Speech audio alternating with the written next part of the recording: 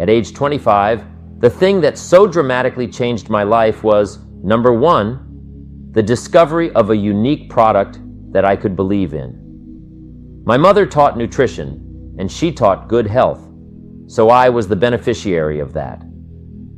It came from my grandmother. My grandfather passed it on to my mother. She taught it, passed it on to me. My father never had a major illness, lived to be 93.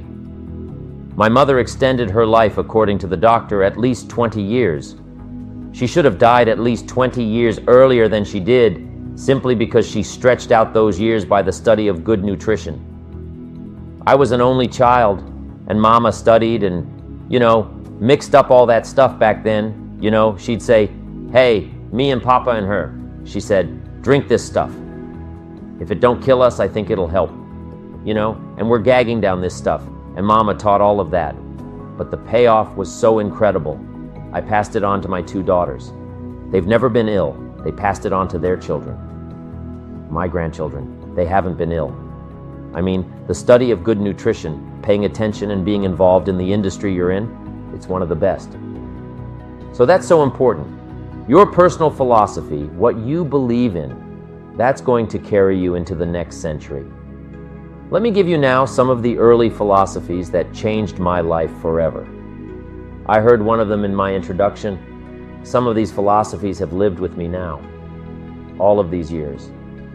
I've passed them on, and people have come back around saying, "Mr. Owen, 10 years ago, 20 years ago, 30 years ago, 35 years ago, I sat in your class and sat in your seminar, and those early things that you taught, I've practiced it, and I'm doing it.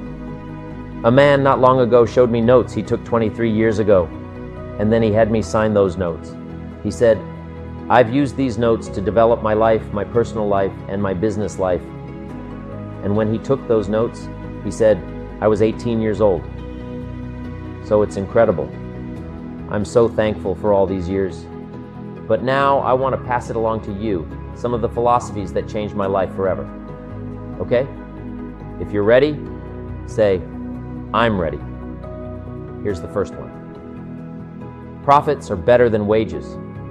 Once I understood that, I got rich. Profits are better than wages. Nobody taught me that in high school. I went to college for a year and a half. Never heard it. I'm 25 and broke. I'm not destitute. I'm broke. Too much month at the end of the money is broke. And I finally hear this philosophy. Profits are better than wages. Now here's the phrase that goes with it. Wages make you a living, which is fine. Profits make you a fortune, which is super fine. And you can live both fine and super fine. You've now got the mechanism and the ways and means to do that. Profits are better than wages. Guess what? I taught this in Moscow when I was teaching capitalism. The communists had it all wrong. They taught that capitalism was, a big company that oppresses its workers. It was absolutely ridiculous. They had mentally lost it when they came up with this ridiculous philosophy. Communism taught capital belongs to the state, not the people. And we taught all these years what capital belongs in the hands of the people, not the state. That's why, of course, kids should pay taxes, because they can be capitalists, and all capitalists should pay taxes. And it doesn't take much to start an enterprise that makes a profit. I teach kids how to have 2 bicycles, one to ride and one to rent. How long does it take? How long does it take to make a profit? A little ingenuity, and you're on your way. So profits are better than wages. Capitalism better than communism. Communism said people are too dumb and stupid to know what to do with capital. So you must take capital away from all the dumb, stupid people and give it to the always all-knowing state and let the state run everything. That was communism, and they devastated every country they touched. I've been to East Germany. It's taking $1 trillion just to clean up East Germany. They've already spent $500 billion. They got $500 billion more to go. Every country they touched. And I've been in all of them. They devastated them all with their devastating philosophy. We teach capital belongs in the hands of the people. That's where the ingenuity is, to bring goods and services to the marketplace. And I'm going to show you later the miracle of capitalism grassroots in America, which you're involved in. But once I understood this, now, it was so incredible. Profits are better than wages. Now, when I first was recruited, I'm a distributor for this little product called Abunda Vita. And here's what my mentor said. Mr. Schaff, he said, Mr. Owen, you can start this miracle working business part-time. You don't have to go full-time. You can start part-time. And he said, if you'll devote to start with, let's say, 10, 12, 15 hours a week, you'll start making a profit. Here's what you can now say. I'm working full-time on my job and part-time on my fortune because profits lead to fortune. I got so excited about that philosophy. I'm working full-time on my job, but now I'm working part-time on my fortune. I found a way not only to make a living, you won't believe this. I found a way to make a fortune. Can you imagine what that's like then, to get up in the morning, to go to work on your fortune, not to go to work to pay the rent, which is okay, but a chance to go to work to make a fortune. And I said, right now, I'm working part-time on my fortune and full-time on my job. But it won't be long until I'll be working full-time on my fortune. Can you imagine what life is going to be like now? Here was my first goal when I started, and that was part-time. I wanted to equal on my profits, part-time, what I was earning on my full-time job. This is called the magic of part-time. It is so thrilling for people to start working the business part-time because now you can work on profits. And it doesn't take very long if you'll really concentrate on those 10, 12, 15 hours a week. It won't be long if you really do it right and learn some of the skills I'm going to talk about. It won't be long until you can be earning as much part-time working on your fortune as you are full-time working on your job. I did that in less than 6 months. Now I've got an incredible invitation. I found a way part-time to work on my fortune, and I'm making as much money at that as I am on my full-time job. Would you like to hear my story? It was incredible. Now, here was my second goal, to make twice as much money part-time working on my fortune as I was working full-time on my job. And I reached that in less than a year, making twice as much money part-time working on my fortune as I was full-time working on my job. Now I've got an incredible invitation that won't quit. I found a way through a unique opportunity to work part-time on my fortune. And I'm now earning twice as much money as I am working full-time on my job. Would you like to hear my story? Do you imagine anybody would say, no, I don't care to hear your story? No.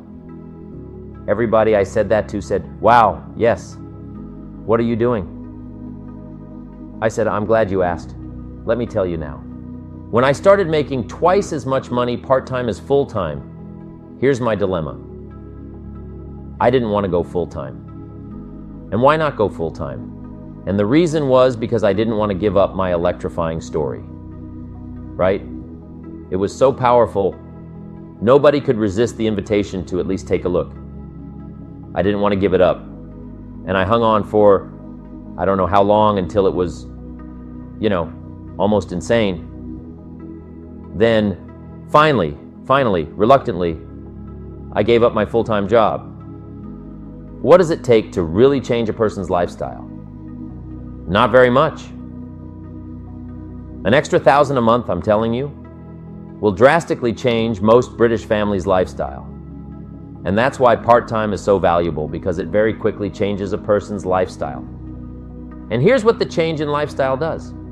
It's a great recruiting tool. One of the greatest recruiting attractions is the money you make part-time. Somebody said, you've been on 3 vacations this year. Says, yes, I got this little part-time thing going. Says, what's that? You bought 2 new cars, one for you and one for her. How did you do that? Said, I got this little part-time thing going. Your kids have got all these new clothes. Yes. All this stuff is happening. What is it? An extra $1,000 a month. See? $1,000 a month, full time. Nobody wants to hear your story. $1,000 a month, part time. It starts to change your lifestyle. Everybody wants to hear your story. So the key is part time. The magic and the attraction of part time give you a classic invitation for somebody to listen to what you're doing that's changing your life. And it's not just necessarily the money that changes your life, it's what you do with the money. It's the change of lifestyle.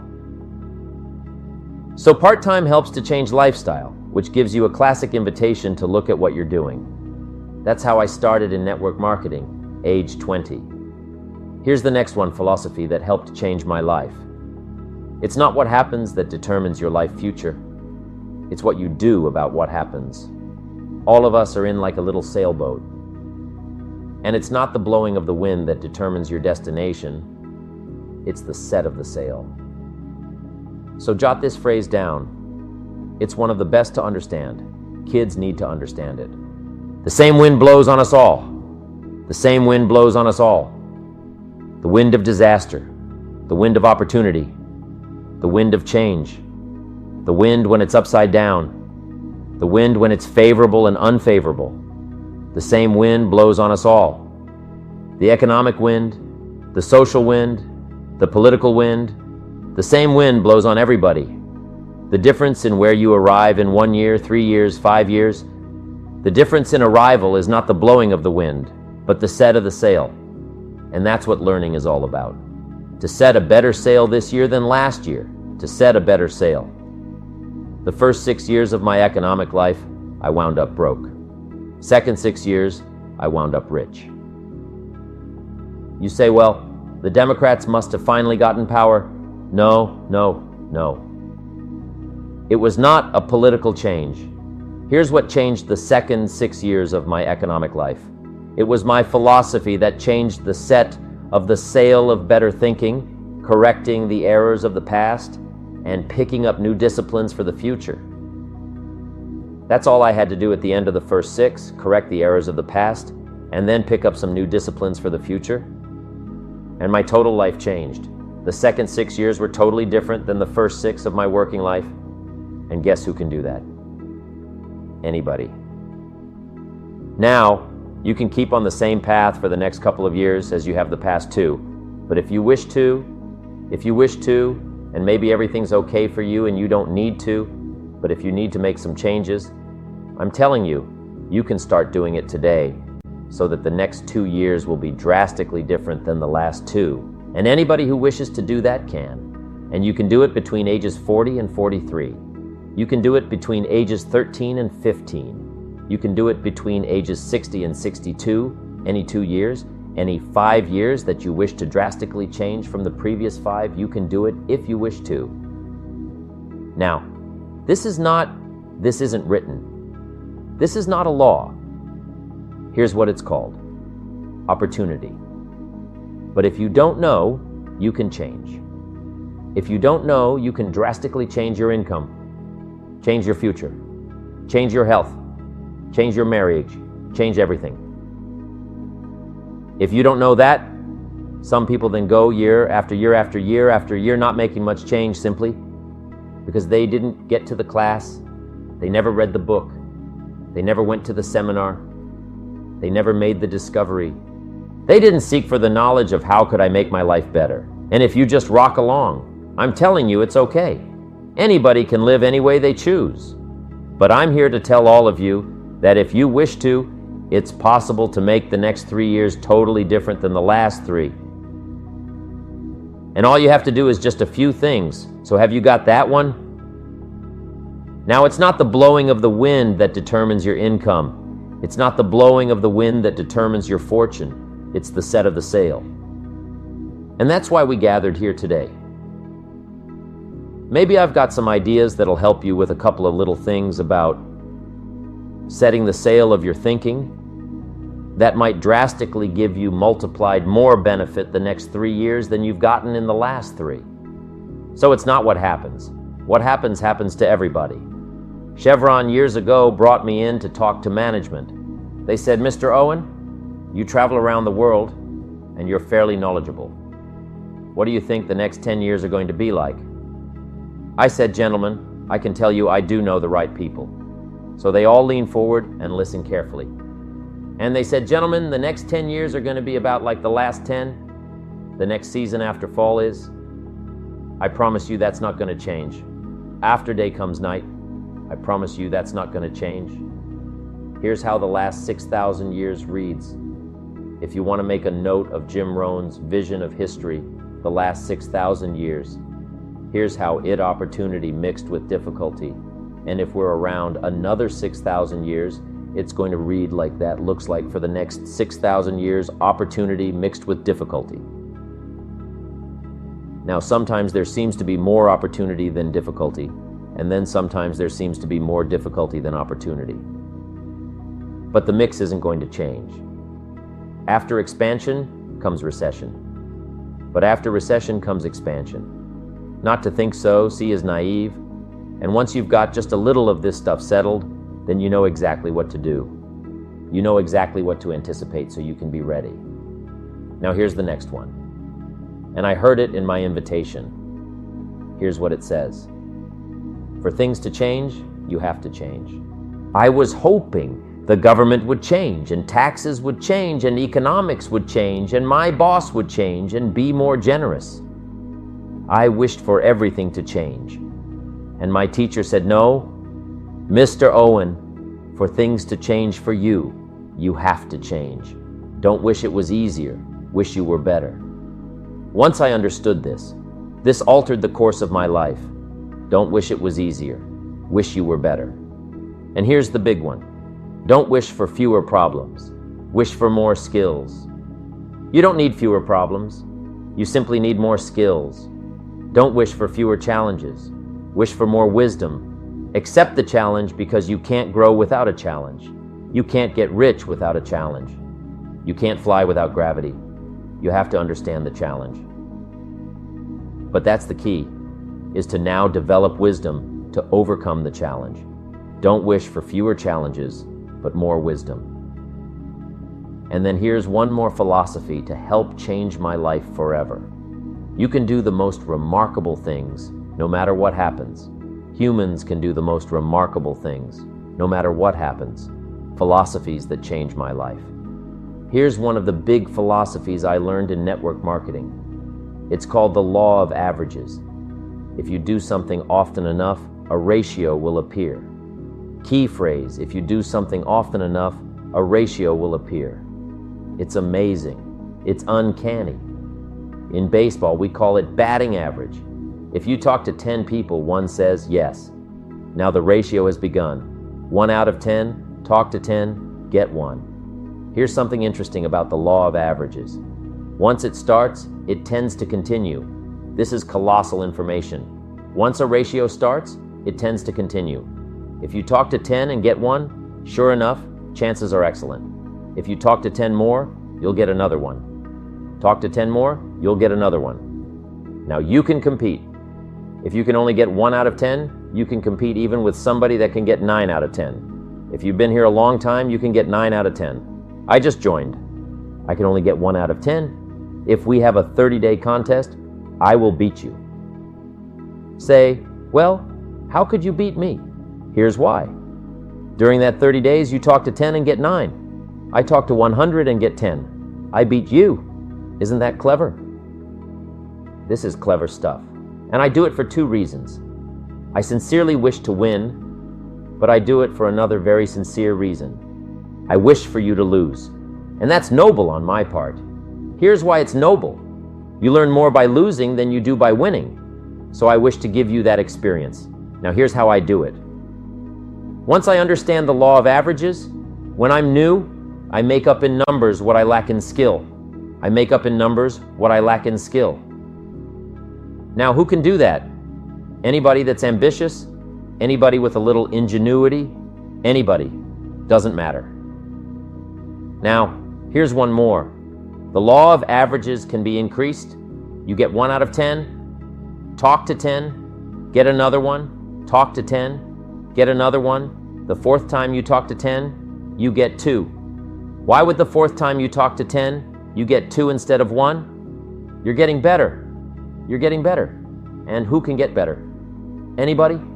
Talk to 10. Get 2. Talk to 10. Get 2. Finally talk to 10. Get 3.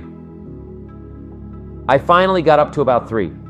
Now it takes more than a genius to go past like 3 or 4. But 3 will do. If you bat 300, in baseball they pay you $4 million a year, which means you're out 7 times out of 10. 7 times out of 10 out make $4 million a year. Don't have to bat 1,000. You don't have to bat 1,000 to make big money. 1 out of 10 is fine. 2 out of 10 is terrific. 3 out of 10 is fabulous.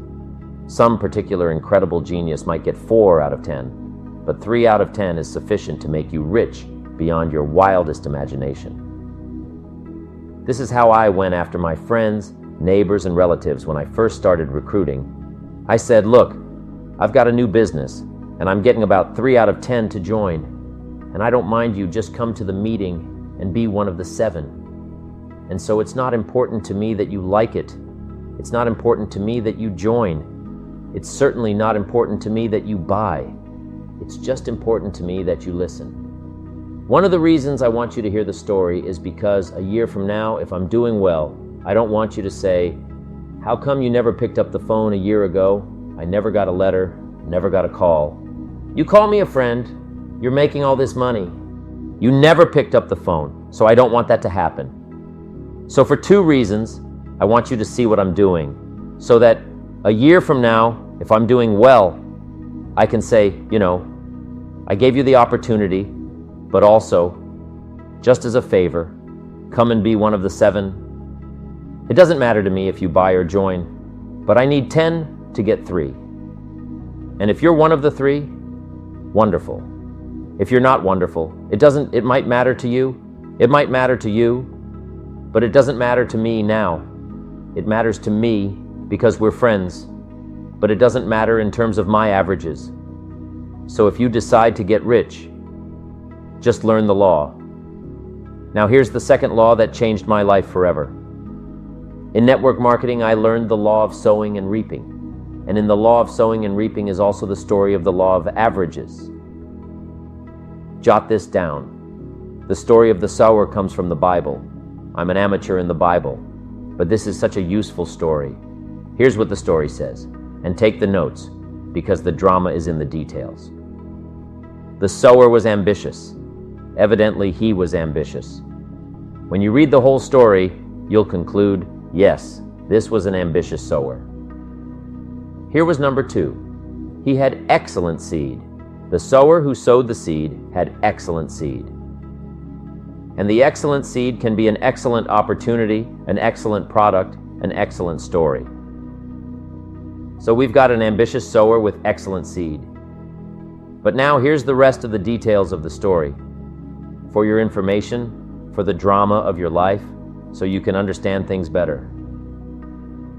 Learning some of this is how I got rich by age 31. Okay, number 1, it says the sower goes out to sow the seed, but the first part of the seed falls by the wayside and the birds get it. So jot this down. The birds are going to get some. The birds are going to get some of the seed. Now you say, well, Mr. Owen, what does that mean? Well, I invite John to come to a meeting. He said he'd be there Tuesday night. Tuesday night I show up. John isn't there. I say, John, I wonder why John didn't make it. Now I know the answer. The birds. The birds. John had this great idea of coming to the meeting to look at an opportunity, and somebody stole it and said, you're not going to go see network marketing. And he says, well, maybe not. So have you jotted that down? Now the birds are going to get some. Now, when the birds get some, you've got 2 options. Number 1 is to chase birds and say, well, let me get a hold of the person that taught him how to come to the meeting. I'll tear him a new page, but I wouldn't do this. Here's what happens. If you go chasing birds, you leave the field. If you go chasing birds now, you leave the field, which is going to distract from your future. Not add so you can't chase birds and try to straighten this stuff out. Here's what it is. It's just one of those things. And here's the best comment. when things are a little disappointing. Isn't that interesting? You just have to say, I thought sure he would be there. He promised me. He promised me. But I know it was the birds. And you just have to say, isn't that interesting? Now here's the rest of the story. It says the sower kept on sowing. See, that was the secret to his success. He kept on sowing. And if you keep sowing, you can sow more than the birds can get, because there aren't enough birds. If you keep sowing, there are some birds, but there's not enough because the law of averages will work for you. My mentor taught me. He said, you know, Mr. Owen, there's only 9 or 10 real nasty, miserable people in the whole world. Now he says, they move around a lot, you know, and you're liable to. You'll bump into one once in a while, but when you bump into one, you say, there's only 9 more like you. I can handle that in the whole world. Okay, now, here's what else it says. The sower now keeps sowing the seed. Now, the seed falls. The story says, on rocky ground, where the soil is shallow, and the rocky ground, where the soil is shallow, is not of your making, because you had excellent seed, and you were an ambitious sower. So the rocky ground, where the soil is shallow, is not of your making. But here's what it says. What happened this time? The little seed that falls in the ground starts to grow, and the little plant starts to grow. But the first hot day, it withers and dies. It dies. Not an easy thing to watch. I finally get John started. Sure enough, 3 or 4 days later, somebody says, boo! And he goes, he's gone. Doesn't show up at the second meeting, and I say, I thought sure John would last a week. What happened? Jot this down. The hot weather is going to get some, and this is not of your making. Here's what you must say when that happens. Isn't that interesting? Wow. What can you do? The answer is nothing. You say, well, I'm going to try to change this. I wouldn't take that class. You know, the sun comes up in the east. Somebody says, why is that? I wouldn't spend much time on that. Just let that happen. Don't go for this why stuff. I'm giving you the answers here. The answers are in the structure and the consequences. And in the deal, the answer is in the deal. Anything beyond that is not worth study. You say, well, how come some just last a little while? I wouldn't sign up for that class. Here's the answer. Some don't stay. You just have to jot that down. And when some leaves, you say that's one of those that don't stay. Now, you know what category to put them in, and you can't solve this. Now it's like rearranging the seasons. You can't fool with that. All you can do is cooperate with the way things are set up. I didn't set it up. You say, well, it shouldn't be this way. Well, when you get your planet, you can rearrange this whole deal. But on this planet, you're a guest. You got to take it as it comes. Now, here was the secret to the ambitious sower. With good seed, it said, he kept on sowing. Now here's what he had to do to keep on sowing. He had to discipline his disappointment. This is a key phrase now to use the rest of your life. You must learn to discipline your disappointment because you didn't set up the setup, and some are not going to stay. And that is not of your making. Now, if you made gross errors and you ran them off seed, that'd be different. Now, you're responsible for that. But if it's in the normal course of things, this is the way things are. Now, here's what it says. The sower keeps on sowing. Now it says, the seed falls on thorny ground. And somebody says, well, how much of this do you have to go through? Well, hang on. It's not the end of the story now. Now, the little seed falls on thorny ground, and now the little plant starts to grow again. But as the little plant starts to grow, the thorns choke it to death and it dies. So jot this down. The thorns are going to get some, and that's not of your making. And what are these thorns? The story even called these little thorns. Little cares, little distractions, little somethings. Who knows what all they are? I say, John, we had a meeting last night. You weren't here. John says, well, I can't make every meeting. I say, why not? You're part-time. He said, well, the screen door came off the hinges and you just can't let your house fall apart. You got to take some time and fix things up. And I can hear the thorns going, ah, he says. Some extra trash had piled up in the garage. You can't let mountains of trash take over. You got to keep your trash hauled out. People who let little things cheat them out of big opportunities. People who let little things cheat them out of big opportunities. And you feel almost helpless. What could I do about that? And that's nothing. And you say, well, why is this? I'm asking you not to sign up for that class. Don't sign up for these. Why is this class? It's just the way it is. Like winter following fall and spring following winter. So if you got that, the thorns are going to get some. But now here's the good news. Let's read the rest of the story now quickly, the sour. Now what keeps on sowing? The seed keeps on sharing. The story keeps on giving an invitation. Yes, the invitation can be more powerful for me as it was 1 year later than it was the first month. Because now, time I'm saying, I'm making twice as much money part-time as I'm making on my full-time job. Yes, the story can be more powerful, but the law of average is still going to work. But now, here's what the story said. Finally, the seed falls on good ground. Finally, the seed falls on good ground. Now put this in parenthesis. It always will if you keep sowing. If you share a good idea long enough, it will fall on good people. But now here's the rest of that story. Some of the good ground did 30%, and some of the good ground did 60%, and some of the good ground did 100%. You say, well, why the difference in numbers? I wouldn't sign up for that class. Go on. Have I said that often enough? Now don't register for that class. It's just the way it is now. I tried to get the 30s to do 60, found out it was more than I could handle. I used to say, I'll make them successful if it kills me. I almost died. No, you can't do that. Here's what you do.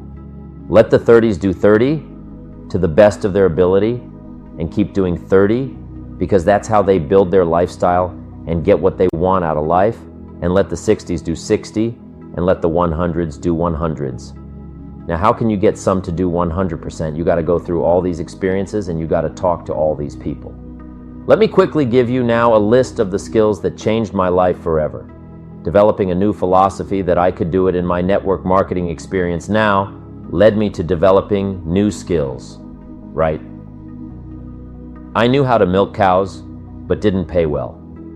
Here's the first skill I learned that changed my getting a customer, making a sale. And of course, sales for you is easy because it's not technical. The technical is all taken care of. You simply represent your product. If you share a unique product, talk about its merits, persuade someone that it's the best they agree to buy. That's the simple art of sales. But in your business, here's what, it's more like sharing. Because using the product yourself, gathering some testimonials, you simply share that. So we're not talking like high-powered spacecraft technical skills. Here is simply sharing something you've discovered with someone else and doing it well enough to where they agree they would like to participate. Now here's what happened.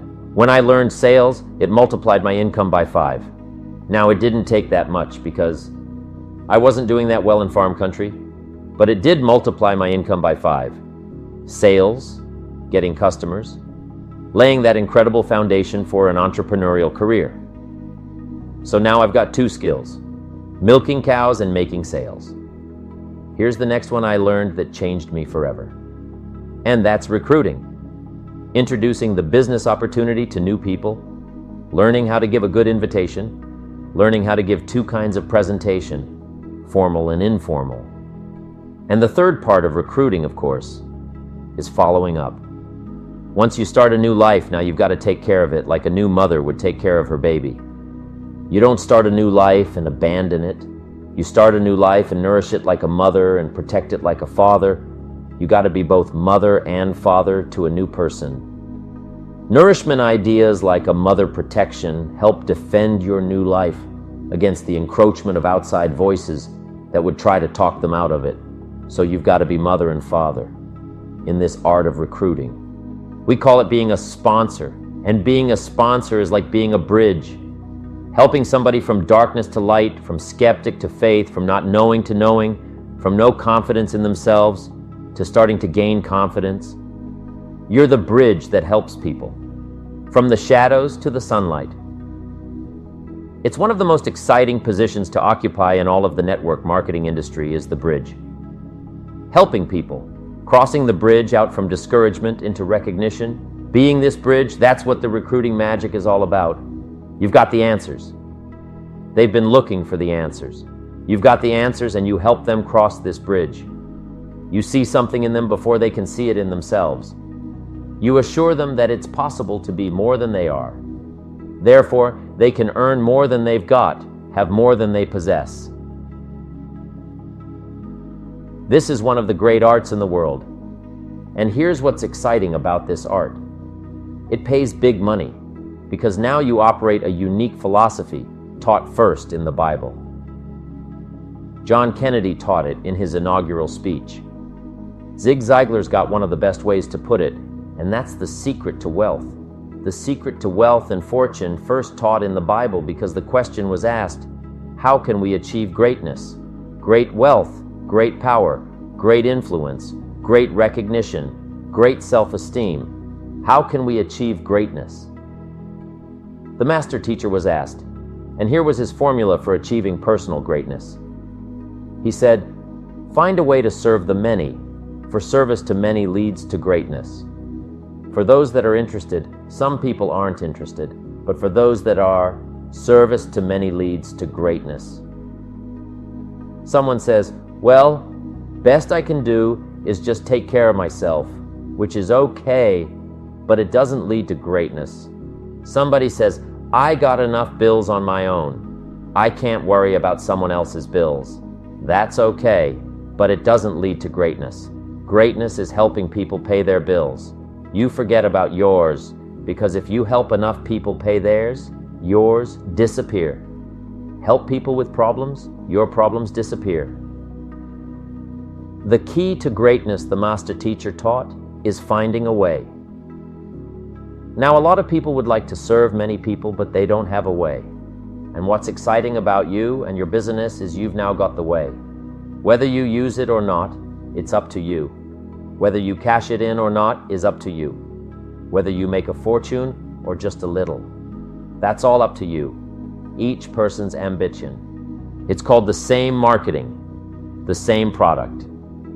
These products are the same for everybody here. The marketing system is the same. The difference is each person's philosophy and each person's individual ambition. But whatever your ambitions are, now you've got the ways and means, and here's what you've got the ways and means to do. Serve as many people as you would like. Now here's what's exciting about recruiting. With what you're involved in here, you can directly and indirectly affect the lives of dozens of people. Some of you are going to directly and indirectly affect the lives of hundreds of people. And some of you, if you wish, can directly and indirectly affect the lives of thousands of people. And the pay is accordingly. If you affect a few, you earn that pay. If you affect the many, you earn that pay.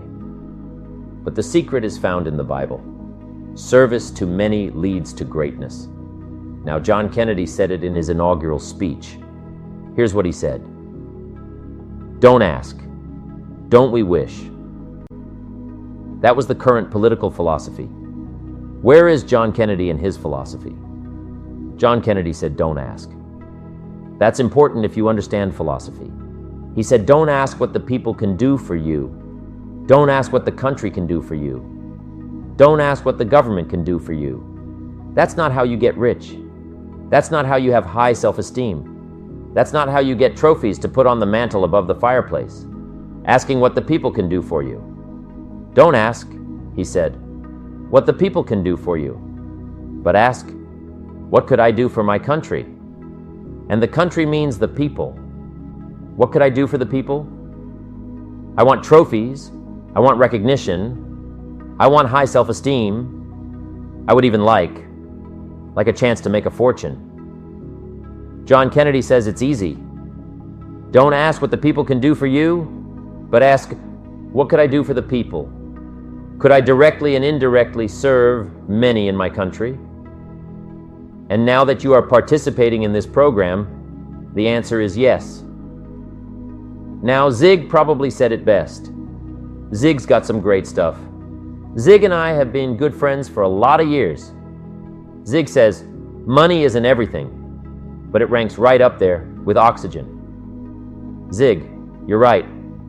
Zig says, my dentist told me, Zig, only floss the teeth you want to keep.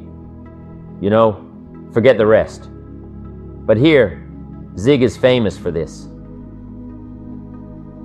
Now, this is one of Zig's philosophies, and it goes right along with the other two, the Bible and John Kennedy.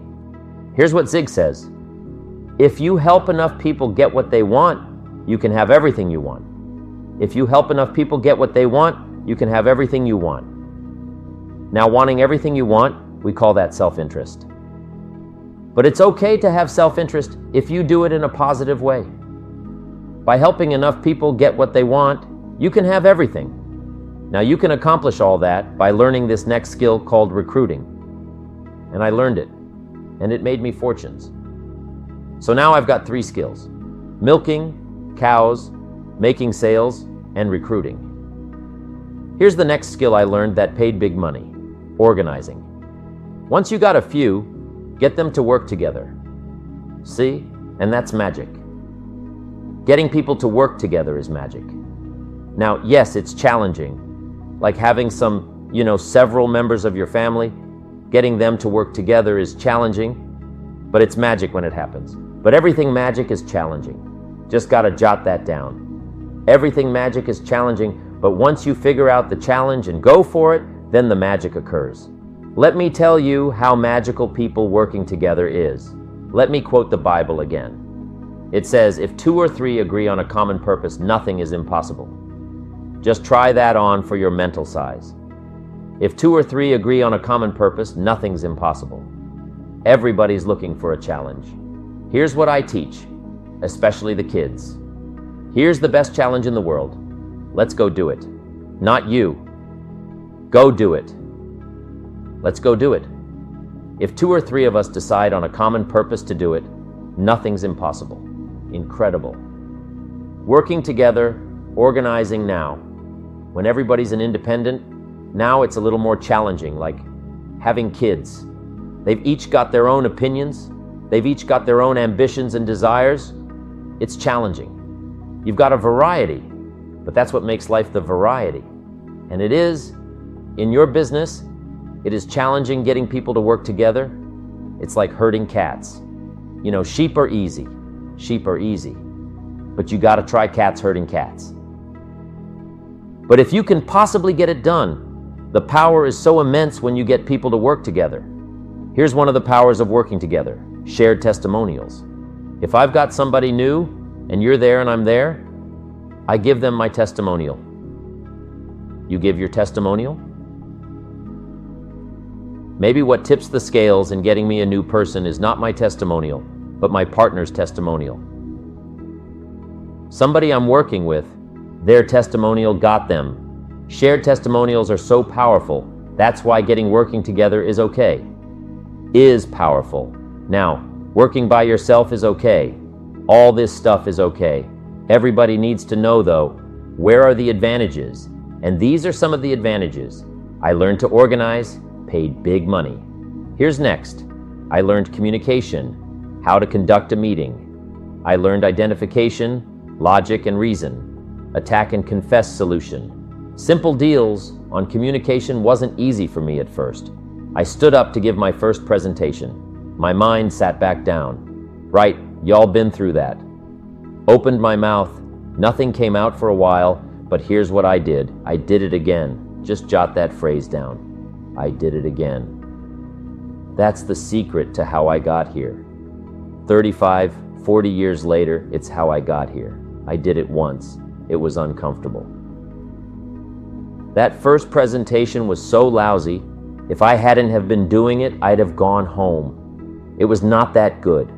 But here's the secret to how I got here. I did it again. And then I did it again. And then I did it again. And I did it again. I remember when I first decided to be a little more animated, right? And walk out away from the podium, right? Get out from just behind the podium. So I got out there, and then I thought, how do you get back?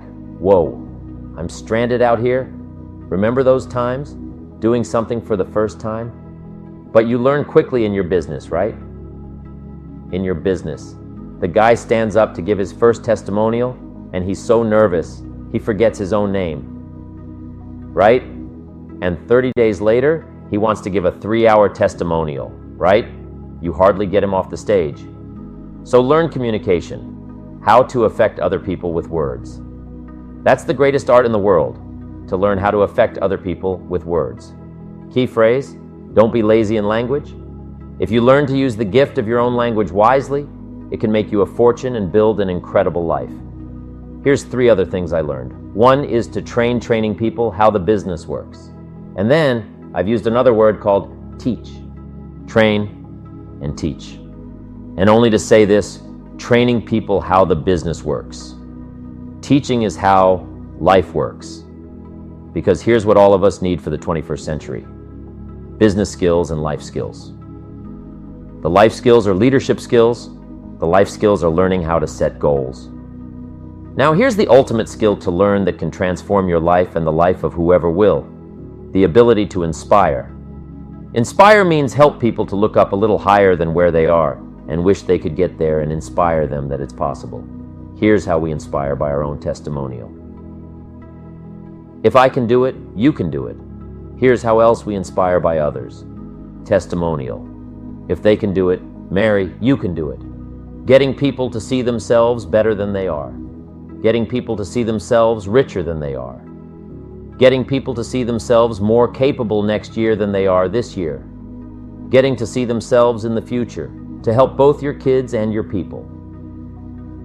Here's what you must learn to do. Number 1, help people to see themselves as they are. If people have made mistakes, they got to know it. You can't go on making mistakes and hope to achieve. Mistakes have to be corrected, and you've got to do it with your children. Help them to see themselves as they are. If they've messed up, here's what you've got to say. You've messed up. But here's what's important as a parent. Don't leave them in the mess. Some parents, tell their kids they've messed up, and then they leave them in the mess. They don't paint a better picture. Here's what you could become with just a couple of more changes rather than this. Here's what you could be. So we must help our children see themselves as they are. But here's the greatest gift. To help our children see themselves better than they are. To transport them not only past to see their mistakes, but transport them to the future, to see their opportunity, to see the person they can become. My mentor had that greatest gift, to help me to see myself better than I was. At first it was difficult to see. Then I started to believe, and that's how I got here today. He said, one of these days, Mr. Owen, you'll walk into a room full of people, and you will hear some of them say, that's him. And I'm sure all of you have already gotten that experience. Even though you've been here a short time, some people will try to get on your back. That's where we got that expression, get off. That's where we got that. A guy discovered somebody on his back and said, what I can't carry, you get. Now, if you're like some I see here, 6 foot. If you put 4 and you weigh 300 pounds, you might carry 1. And if you were really big enough, Kareem Abdul-Jabbar or something, you might carry 2, but you can't carry 3. When babies are born, they were not designed just to be carried. Babies were not born to be carried all their life. Someday you got to try your legs, someday you got to try your wings, someday you got to try. Even if you fall down, you got to try, because you can't just crawl around all your life. You can't be carried all your life. So as quickly as possible, you can help 1,000, but you can't carry 3. Next, don't expect the pear tree to bear apples. I used to try to change everything. You can hang apples on a pear tree. I'm telling you, it won't help. You can put up a sign. This is an apple tree. Sure enough, come this season, pears. Here's what I learned. You cannot change people, but they can change themselves. You cannot change people, but they can change themselves. Capital in your business isn't what matters, okay? It's not the money that buys you a future. It's your skills that buy you a future. Money and no skills. And I'm telling you, you're still poor. Money and no ambition. Where are you? Money and no courage? You're broke. A little bit of money and a whole lot of courage, that's all we need. I'm looking for people when I'm recruiting. Back in those days, the money didn't matter. What mattered to me was somebody's willingness, somebody's ingenuity, somebody's willingness to try, right? If they had $1 to invest, that was plenty for me. $1 and some ambition, and I can show you how to get rich. And it'll be one of the classic stories of the company. I go to recruit somebody, they say. I don't have any money. See, I've been looking for you for 6 months. Let me show you how to do it without any money, because here's the rules of capitalism. Jot this down. You can either buy and sell, or if you're in certain circumstances, you can sell and buy if you've got ambition. Now, if you haven't got ambition, we can't cure that, and money won't cure a lack of ambition. But if you've got $1 and some ambition, I'll show you how to get rich. And even if you don't have $1, I'll show you how to get rich, because you can sell and buy. Somebody says, as soon as the product arrives, I'll sell it. Then you don't understand. You don't understand the magic of fortune if you say, I have to wait till it gets here to sell it. And you probably don't understand the value of your own story. Once I understood that, I knew I was going to be wealthy. That's why, right in the beginning, I started giving big tips. I knew I was going to be wealthy. I said, wow, this guy tips like a rich man. That's right, he tips like a rich man. Even in the beginning, I tipped like a rich man because I knew I was going to be rich. Wow. Isn't this fun?